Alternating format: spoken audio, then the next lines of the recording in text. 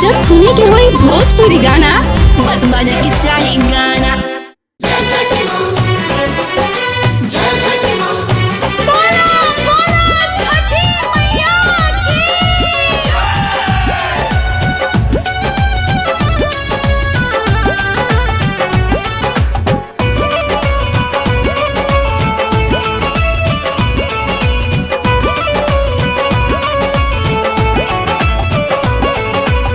फलिया गरावटा से साज के दहुरिया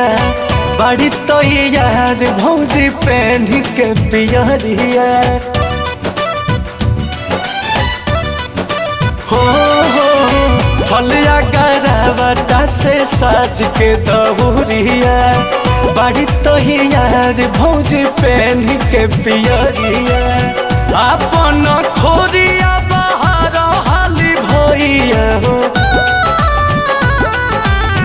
अपन खोरिया बाहर हाली भैया भौजी ही माही जइए छठी घाट हो छठी मैया आजू जोहत हुई है बात हो छठी मैया आजू जोहत हुई है बात हो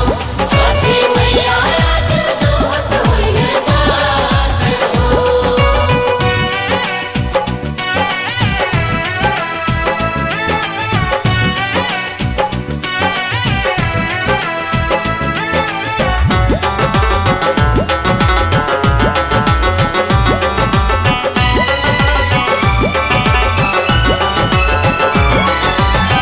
तनिको न कर अब देर हो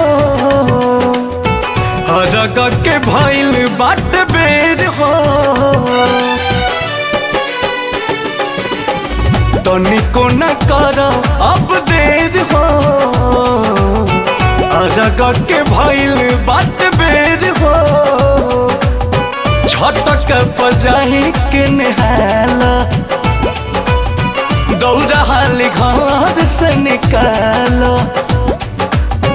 तोहरो तकर के बसंग ही पूजैया बेरा बीते जनी बुझतनी बात हो छठी मैया आजू जोहत हुई है बात हो छठी मैया आजू जोहत हुई है बात हो छठी मैया आजू जोहत हुई है बात हो।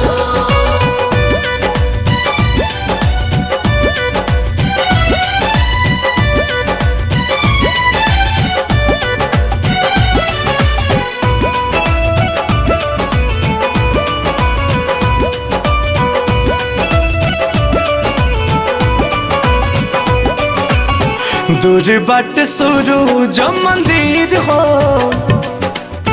देख बढ़िया ता बड़ी भीड़ हो दूर बाट शुरू जो मंदिर हो देख बढ़िया ता बड़ी भीड़ हो कर दसिया डिह जनी सोचा जल्दी पोखरावा पहुँच छठ के बधैया गावा तारे दोनों भैया अंकुश राजा के बागीतिया सुनात हो छठी मैया आजू जोहत हुई है।